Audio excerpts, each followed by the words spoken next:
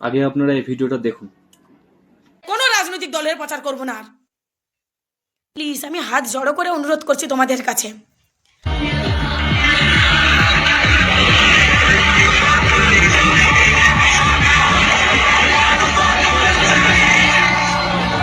আচ্ছা, এবার আপনারাই বলুন যারা দেখলেন। প্রথমত হচ্ছে ভাই ডিজে কেন? একটা তো রাজনৈতিক দলের প্রচার, তো ওটা গান ঠিক আছে, গান গান শোনাচ্ছেন প্রচার করে খুব ভালো, ভাই ডিজে কেন এই গানটার মধ্যে? ডিজে কেন আমি জানতে চাইছি সাধারণ নাগরিক হিসেবে। আর প্রথমত এটা আমাদের নন্দীগ্রামেই হচ্ছে, আবার চলে এসছে পুরো অধিকারী পরিবার নন্দীগ্রামের আরো 5টা বছর ধ্বংস করার জন্য। আরো চলে এসছে নন্দীগ্রামের মানুষকে বোকা বানাতে অধিকারী পরিবার। শুভেন্দু অধিকারী আসেনি যখন, তার একটা ভাইকে পাঠিয়ে দিয়েছে।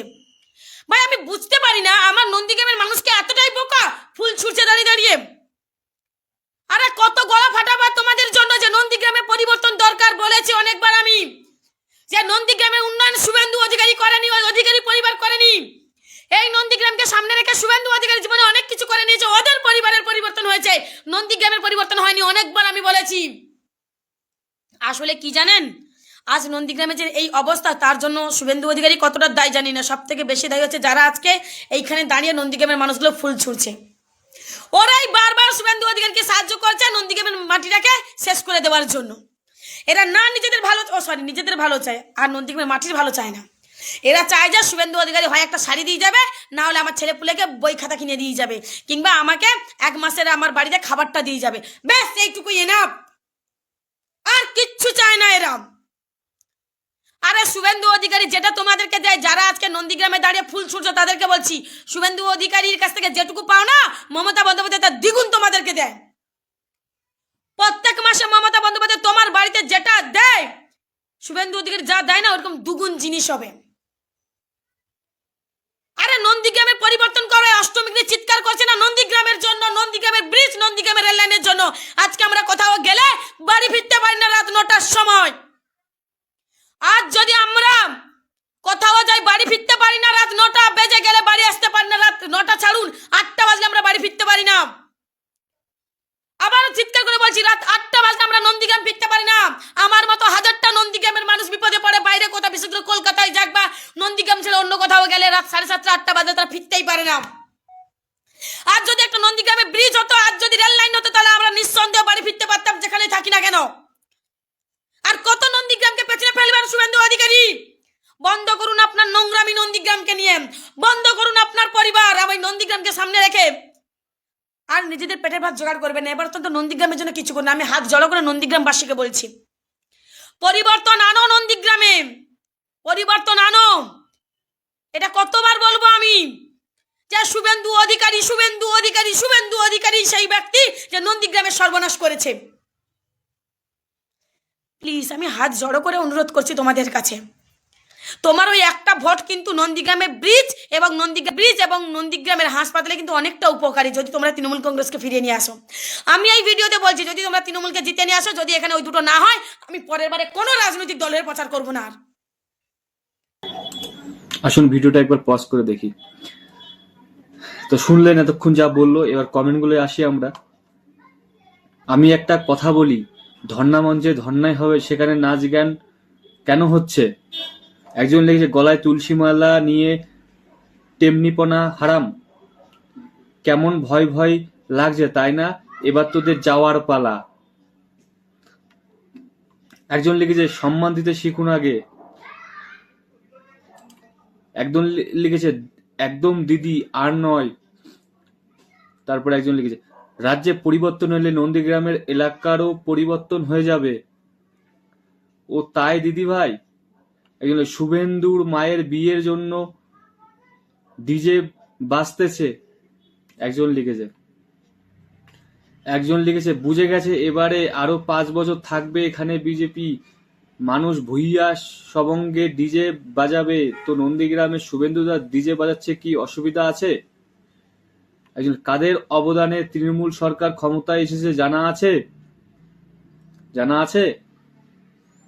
এই আম জনতা, পাবলিকেরই ক্ষমতা আছে কোন সরকারকে ওঠাতে, আবার কোন সরকারকে, বাকিটা বলবো না, বাকিটা ইতিহাস। একজন লিখেছে, তোমার ভিডিও কি নন্দীগ্রামের কেউ দেখে? তুমি কি মুশকিলে পড়ে গেলে? তারপরে একজন লিখেছে, এ কি বলে, কিছুই বুঝি না, খালি ম্যা ম্যা গাই গাই করতে থাকে।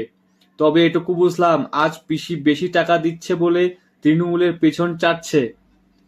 কাল যদি আমি 2 টাকা বাড়িয়ে দিই তাহলে আমারও কি চাটবে। তোদের ভোটের সময় যে গানগুলো বাজে শুনেছিস নাকি? তখন কানে অভিষেকের ডান্স গুজে রাখিস। এর বিচি মাথায় উঠে গেছে। ও থাকলে তো উঠবে, অন্য কিছু উঠে গেছে হয়তো।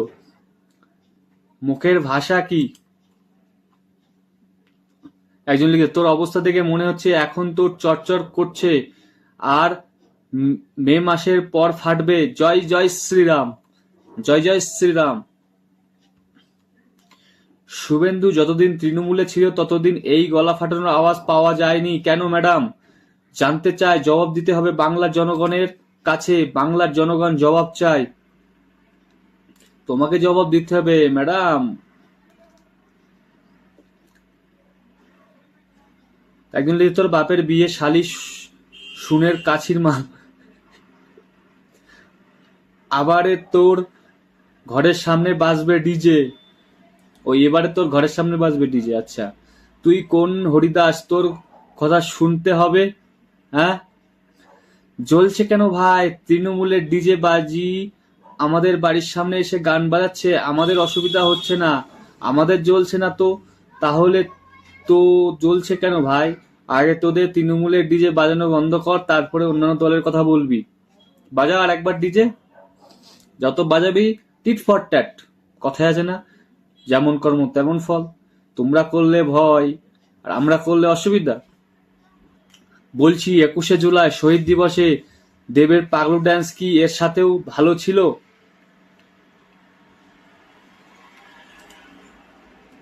তো মানুষ কি পরিমাণে কমেন্ট করেছে দেখুন, 3,500 প্রায় 4,000 কমেন্ট চলে এসেছে। মানুষ উল্টো পাল্টা কমেন্ট করে গেছে, মানে এ পছন্দ করে না কেউ এই মহিলাকে। স্বাভাবিক বোঝা যাচ্ছে এই মহিলার যে জ্ঞান এসব কেউই পছন্দ করে না। আর বাংলায় এবার পরিবর্তন আমার মনে হচ্ছে অবশ্যই হয়ে যাবে, কারণ মানুষ যেভাবে সবাই প্রতিবাদ করছে, তো এতে পরিষ্কার বোঝা যাচ্ছে না পরিবর্তন এবার জনগণ, আমাদের পশ্চিমবঙ্গের জনগণ অবশ্যই চায়। জনগণের অবশ্য চাওয়াও উচিত। 15 বছর দেখা গেল, 5 বছর অন্য সরকারকে দেখতে আমরা কেন পারবো না? অবশ্যই দেখতে চাই পরিবর্তন, আমিও চাই। তো এরকম হাজার হাজার কমেন্ট আপনারা দেখতে পাবেন।